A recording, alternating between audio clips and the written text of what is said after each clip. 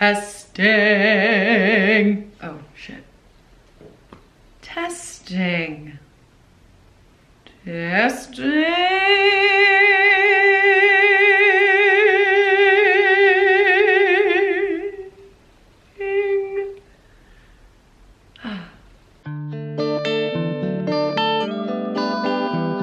Hello, beautiful people. I'm Georgia Bridgers, and this is On My Mind. Good morning, mentally ill youth of America. Just kidding. Adults are welcome here too. Just gonna little coffee break. 42 seconds in, and I already need to pick me up. Jesus. I just hit the light behind me. You can pop on over to my YouTube channel, Georgia Bridgers, if you wanted to see that IRL instant replay of me hitting the lamp behind me, because that is where I post the video recorded versions of these podcasts. This podcast, On My Mind. Hello, everyone. My name is Georgia Bridgers. Already said it, but I don't want you to forget because I have a fear of abandonment. So, my name is Georgia Bridgers. I'm a 23-year-old who knows absolutely nothing in the world and thought it would be perfect to share that with the internet on purpose. How's everyone doing? I'm doing very well. Oh, just saw that my battery symbol is already down, because if you didn't listen to last week's episode, you would not have seen that I had a complete mental breakdown in regards to, well, many things happened. But it literally all began with the fact that I bought a 20-pack of Duracell batteries from Target, paid for them, know they were in my cart, don't necessarily recall them being in my bag, got home, unloaded everything out of the Target bags, have no idea where the batteries are. Don't remember putting them away, don't remember noticing they were missing until I needed them last week. So this is week 3 of me periodically just changing batteries inside fake candles that I have in my house. Let me paint the scene for you.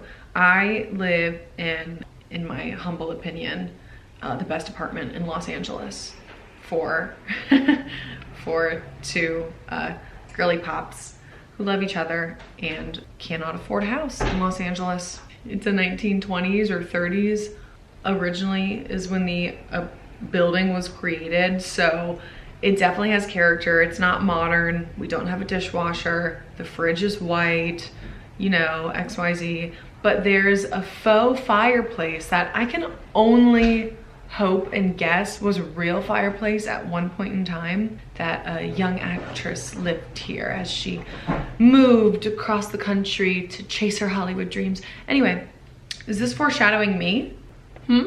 So I've got this beautiful fake fireplace that has been like completely shellacked in this like white paint. You guys know, I'm not saying this to my landlord. My landlord is a wonderful human being. Surprising for landlords, right? She's an 80-year-old woman named Lucy, and I have to physically drop off checks at her house every month for rent, and I fucking love it, okay? It feels personal. I don't feel just like another cog in the machine.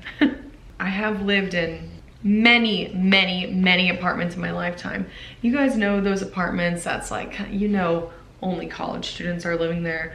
So landlords, when a new tenant comes in, just tend to shellac over issues with paint, with that thick, white, shiny paint. Do you guys know what I'm talking about? If you're watching the YouTube video, you can see it behind me on my windowsill back here. It's not done here, but it does seem kind of like the go away, not my problem paint, you know?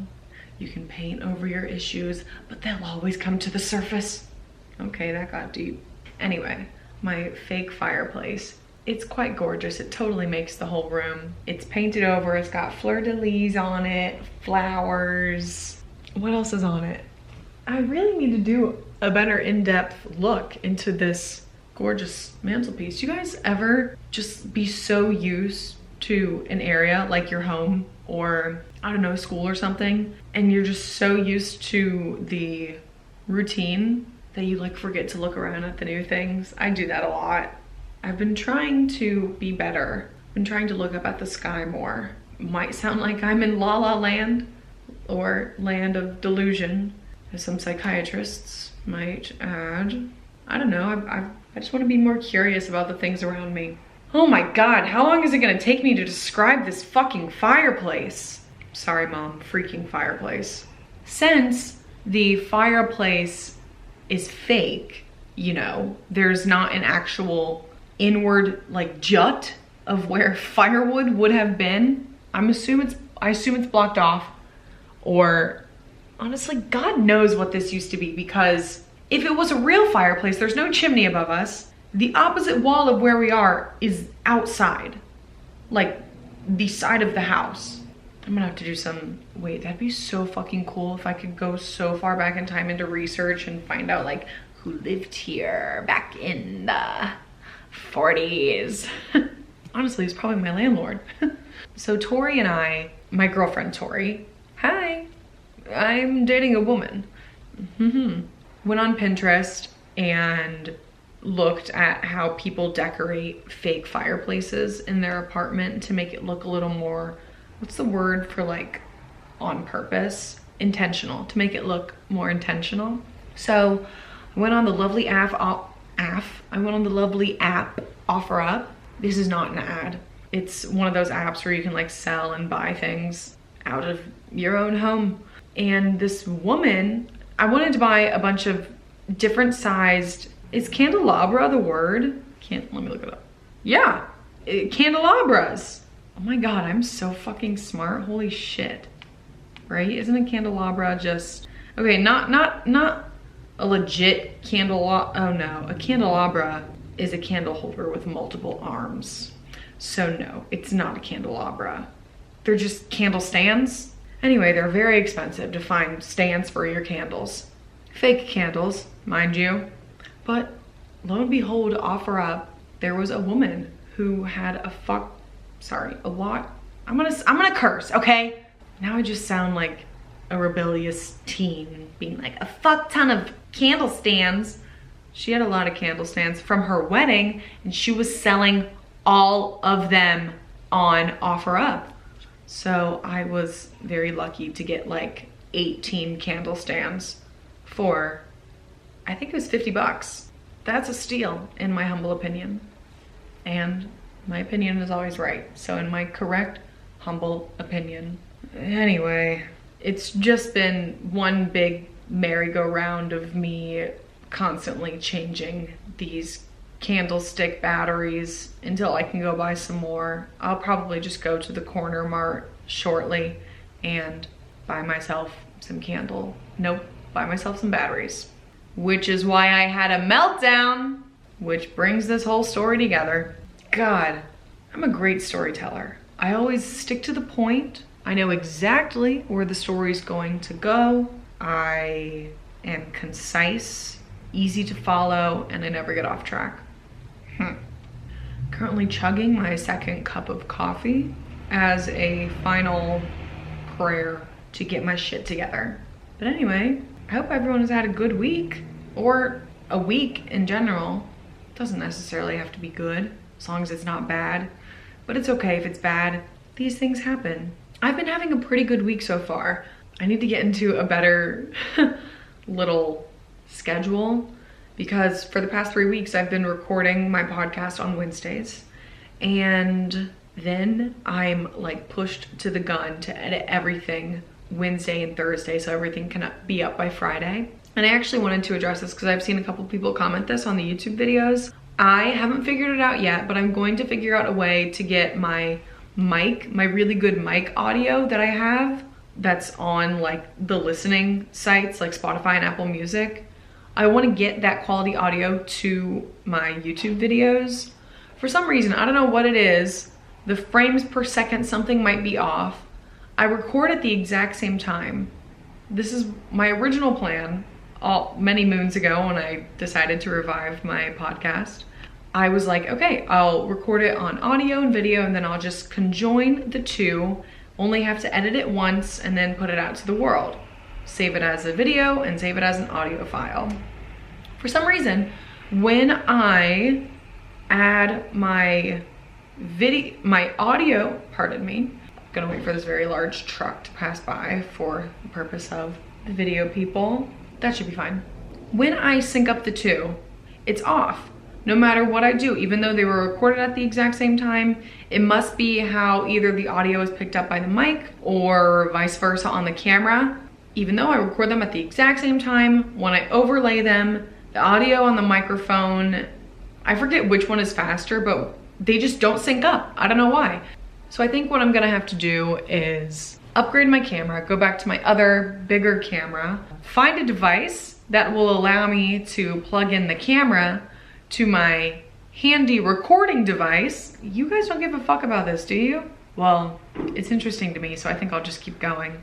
And then maybe once and for all, I'll be able to connect the parts together. Hi, this is called I'm 23 and I'm doing this shit on my own. I am the engineer and the mixer of this podcast, and I have no business being either, but here we are. Sometimes when you want to do something, you just kind of gotta fucking start, roll with the punches, and learn as you go.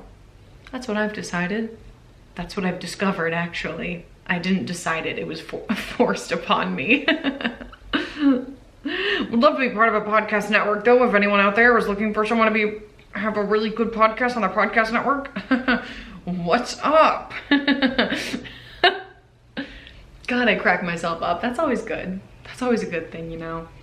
If no one else is laughing with you, at least you're laughing with yourself. Does that sound mentally ill or inspirational? There's a fine line. There's a fine line. As I was saying, my week has been pretty good. I had, sorry, it sounds like I'm a little old British woman trying to get my way through. Excuse me, would you mind? I had acting class yesterday and it was a really, really, really good class. I was really nervous about the class because, as I spoke about in my last episode, my acting class last week, the scene that I did with my scene partner from Master of None, it was a very emotional run through. It was really good, and I was really proud of the work that I did. So I was very scared coming into this week being like, I'll never be as good, or, you know, XYZ, just setting up expectations for myself of an unattainable goal, and honestly betting against myself, not even being like, oh yeah, I can do it. Unfortunately, just kind of going at it with, I literally don't know what this is going to be, but I know it's not going to be as good as last week. But luckily I had a really great scene partner who helped me snap out of that like deep, mean mindset, AKA just my ego chit-chatting my ear off. It was a really good run through, and I was really proud of myself, as I said. But one of my favorite things about acting class, so the type of acting studio that I'm in is that we have monthly classes, and each month I am paired with a new scene partner, and we work on one scene for the month, and we perform it in front of the class, and everyone performs their scene every week. With a full class, there will be a total of 8 scenes. I learn so much simply from watching people and watching my peers, my classmates, do amazing work, and the feedback that they get, I can also internalize and remember to bring that into my own work, which I think is really special and kind of a reminder deeply in a career where you are pitted against people to try and be the one who gets the role. But this could be seen in any career, in life in general. I feel like we often forget how much we can learn from other people who we are supposed to see as our competitors. Our competitors can be our teammates and help us grow, even if they're literally, like, you're literally competing against someone. I just think it's really important to stay curious about the human condition and why people do certain things the way they do, and what that means about them, and what that means about life, and what that means about you. It's kind of a freeing experience to know that it does not have to be you against the world. For a long time, I thought it was me against the world. And there was a pretty harsh divide. I can almost pinpoint it exactly. I think this is also definitely some trauma that I'm still working through from being president of my sorority, and I'm not afraid to say it. I got trauma from that experience, and I'm still working through it to this day, and I'm not afraid to say it anymore, because for a while I was just embarrassed that something so seemingly, what's the word? I feel like it begins with a Q, and it means something that's like smaller than what it actually is. I forget. Yeah, trauma, mental health, it's not a competition. The things you've experienced in your lifetime that make you who you are, good or bad, it's for you and you only. It's not a competition. You don't need to diminish your feelings because you feel like other people have had it worse or other people deserve better. You deserve happiness, you deserve love, you deserve growth, and you deserve healing no matter what. Like, there's no measurement of people who deserve to get over shitty things that have happened. You deserve healing. That's what I'm gonna say on that point. I feel a little bit like a broken record. But yeah, I definitely could pinpoint a part in my life where it suddenly felt like me against the world. It's probably started around being 19 years old, and it can be a single event that happens. It can be just growing up and recognizing that actually perhaps being introduced to like adult responsibilities, it's extremely shocking.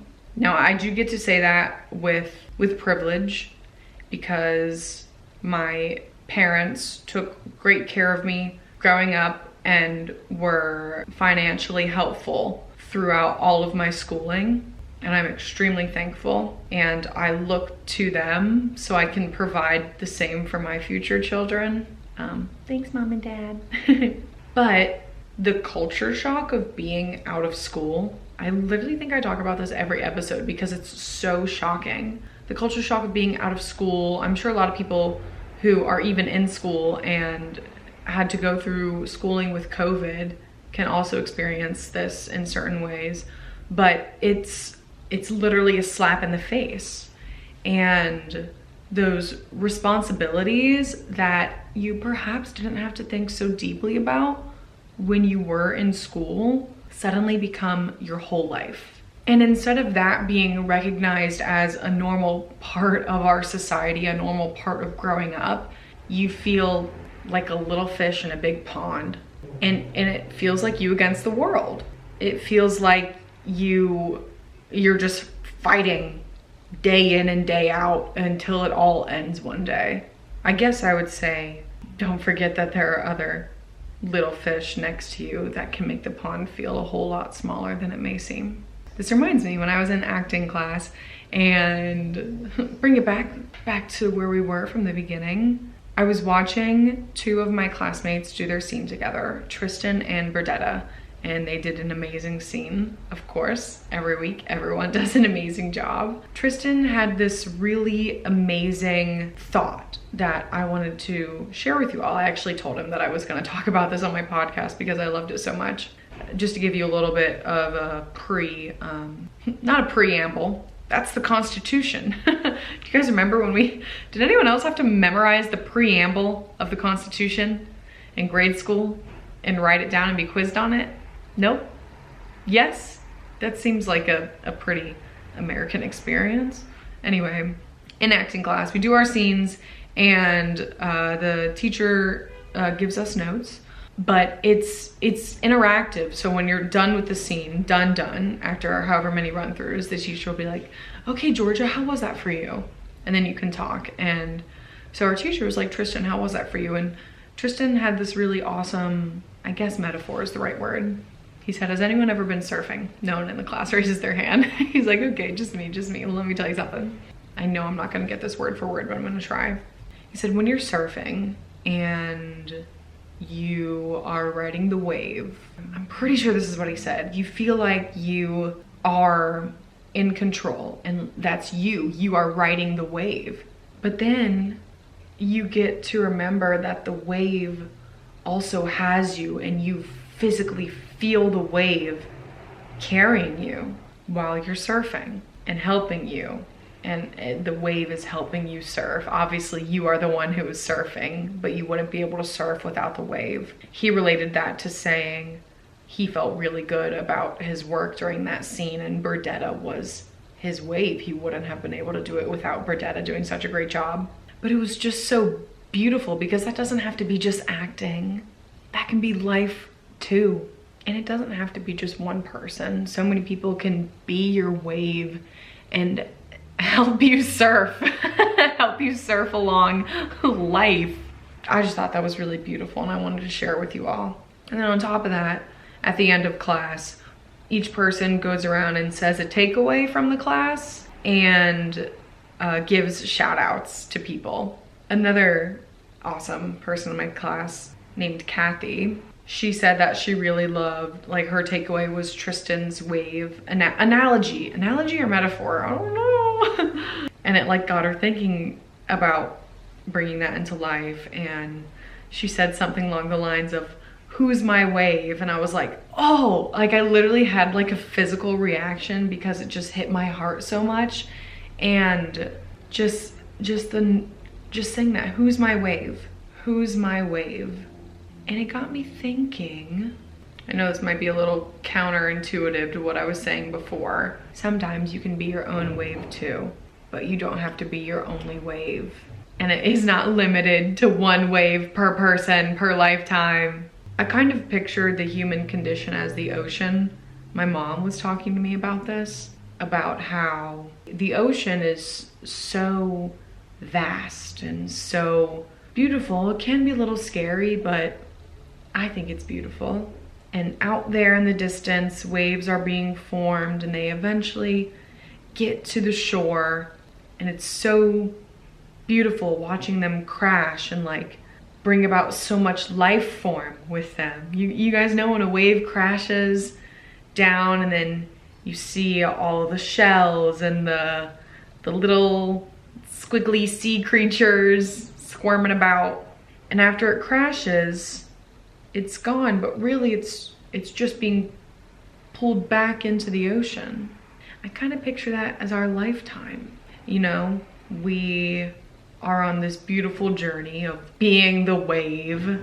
And you know what? I don't care if I sound cheesy right now, because in my mind, my ego's going, Georgia, you're sounding like a stupid inspirational speaker at a college, not even a college, high school. And it can seem really scary to like crash and have the wave be over with, but like you're going back to where you were created, going back to where it all started, and yet it was always there the entire time. Can you tell I've been thinking a lot about death lately? I have a funny relationship with death. My mom works in the death care industry, so I've kind of grown up around death my whole life. Yeah, for a very long time. I did / still kind of have a terrible, terrible, terrible fear of death. Horrible fear. It's funny, it kind of hit me later in life. When I was little, my younger sibling Hope, who still hasn't texted me a picture of Hermione Granger, which lets me know they still haven't been listening to my podcast. I'm on to you, Hope. I love a good big sister moment. When Hope was about 4, so I was 6, there was a point for months where every single night before bed, Hope would get really upset and say to our parents, I'm scared I'm gonna die in my sleep. And me being an older sister and, you know, 6 years old, I knew everything by then. I found it annoying. Sorry, Hope, love you. But because it went on for quite some time, and I needed some sleep for the 1st grade, okay? Or maybe Hope was 6 and I was 8. I don't know. Regardless, that fear kind of hit me later in life. I think it hit me in the 8th grade, because when I was in the 8th grade, there was a girl who was in my grade school who was years older than me, but she was this amazing dancer, And unfortunately, she passed away from what I believe was a brain aneurysm. And that was kind of the first time that I was struck with the reality of death and the fear and the unknown of it, and how unfortunately it can happen quite early, or of course it can happen later. I've been pretty deeply scared of death ever since that day. Which of course is funny because my mother works in the death care industry and has a very, very interesting relationship with death. But I think it's also just her spirituality, where she's like, I know it's not like the end. And I know there's so much more life after death. But I was still really, really, really scared of it.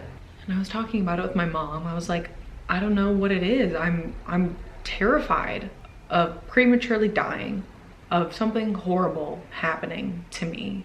And she goes, Georgia, you're not scared of dying. You're grieving the thought of not living. Holy shit. It's true. I'm not scared of death. I'm scared of losing living. Because there's so much life I want to live, and so much I want to do, and so much I want to talk about. And it's these kind of moments that snap me back to reality when I picture myself on a linear timeline of life. Anyway, I did what most people do when they're scared of something, and I researched all about it. I got pretty into learning about NDEs, near-death experiences. And honestly, I forgot about this because I've kind of been slightly over my fear of death for some time now. But I was scrolling through TikTok last night, and this woman posted about her near-death experience and what she saw. Her ad is Dr. Sarah Mind Body DPT. And yeah, she's an NDE survivor, near-death experience survivor. And I was watching her video, and she was talking about how one thing that stood out that she couldn't quite entirely explain, but it was that time was not linear when she left her body after a horrible car crash that she and her sister were in.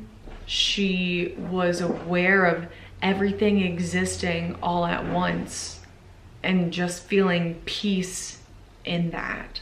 I could almost get emotional talking about it because it's really peaceful to hear for someone who is struggling with worry that life is too short, or I'm not as successful as I should be by now, or look at blah blah blah, who's younger than me, who's doing better on their first try.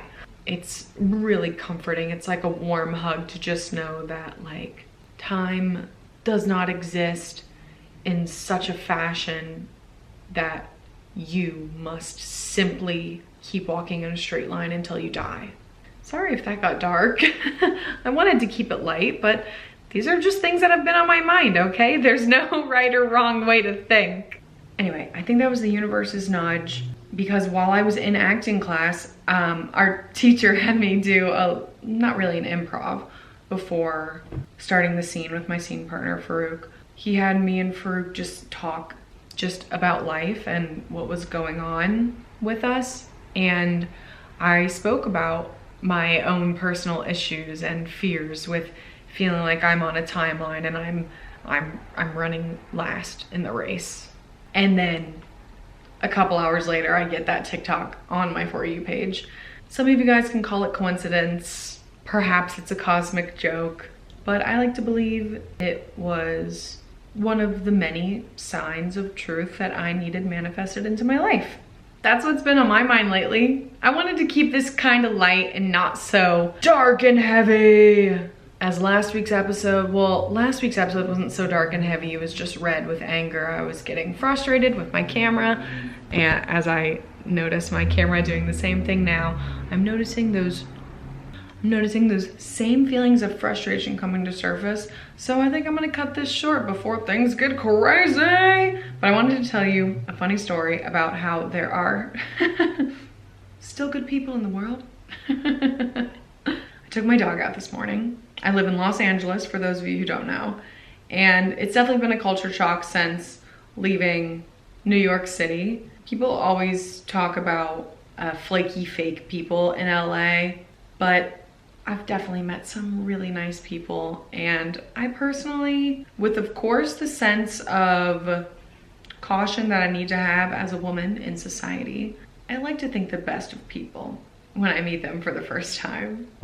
Of course, keeping my safety in mind, number one. So I'm walking my dog this morning, and she does her business. I'm walking back to my apartment. It's a very sunny day out in Los Angeles, which is lovely because it was cloudy yesterday. And clouds sometimes make me sad. Not gonna lie, too many of them. I'm like, where's the sun? I need it. How did I survive those Midwestern winters? I don't know. Thank you, universe. Anyway, walking back and the sun hits my face and I do 2 sunshine sneezers, as my mom calls them, AKA when you sneeze because the sun is in your face. And this man, this big burly man is driving by in his big Ford F-150, and I'm like, oh shit. He goes, bless you! How happy is that? It just got me excited for the day. I literally could not stop laughing the entire walk back to my apartment. And you know what? It's the fucking little things like that, the little human connections that we receive and that we can give to others that can make someone's day. So, challenge for the week. Let's do something small or big to make your day, to make someone else's day. It could be saying bless you as you drive by on the street. Could be buying flowers. Could be bringing your neighbor's package to the front step after seeing it at the bottom of your apartment steps. Just a fun reminder that we're not alone in this in this big scary pond. But bring it around, full town. Way to go, Georgia. Awesome podcast. Oh shit, I forgot that I read emails at the end of these things.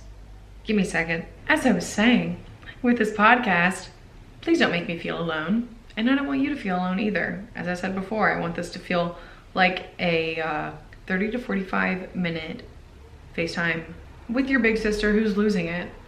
And to do that, I would love it if you guys emailed me. I made an email.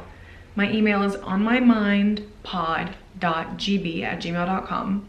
You can use it as a journal, a diary. You can email for advice. You can email and just talk about what's on your mind. If you don't want to be read on the podcast, I ask you to please write, do not read on the podcast. But anyway, I wanted to share, I'm gonna share an email at the end of every episode, assuming I get some. Be a little awkward if I didn't. This is me begging you to email me. This email is from Claire. Hi Georgia, I'm so happy you're starting up the podcast again. It always feels like I'm just chatting with an old friend and I love it. When you were talking about 2022 being the year of play, it really resonated with me. I'm currently in my last year of college and I spent last year feeling completely debilitated by the thought of graduating and moving on with my life. I spent so many days depressed and anxious, just not knowing what my life would be and worried I would hate it. But I realized over winter break that I don't deserve to feel that way. So I've been doing a year of play. I'm going to make shitty decisions and have so much fun and not worry about how anything will impact me past this moment. I spent the entire winter break watching TV with my partner. Like, we literally didn't leave our apartment most days, and it was amazing. And I didn't let myself feel guilty about it because I was loving it. And what else was I supposed to be doing? I'm going to be completely broke and still go to Miami with my friends for spring break. I'm going to go thrifting instead of studying and go out instead of sleeping.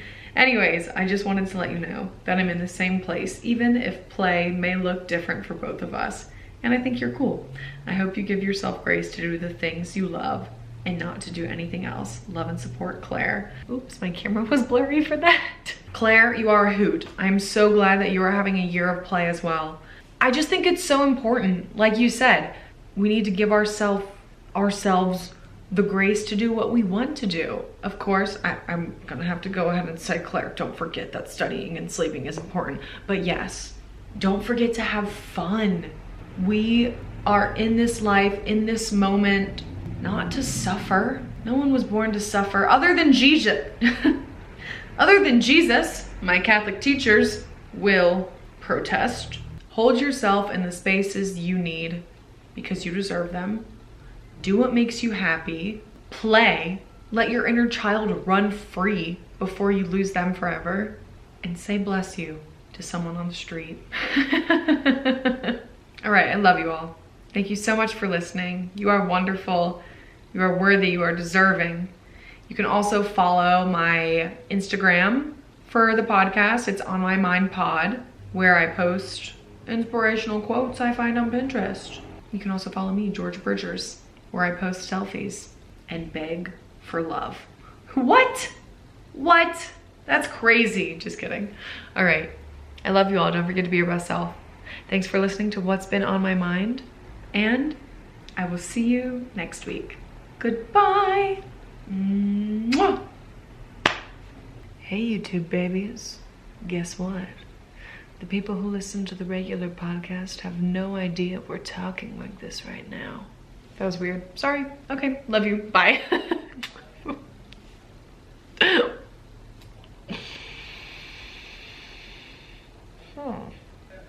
I forgot to say rate, review, and subscribe. And please don't forget to rate, review, and subscribe to the podcast. It seriously will help me since I'm just starting and I'm all alone doing this by myself. Just kidding. You're all here with me, right? Cool. Okay. Bye. Time to get real batteries.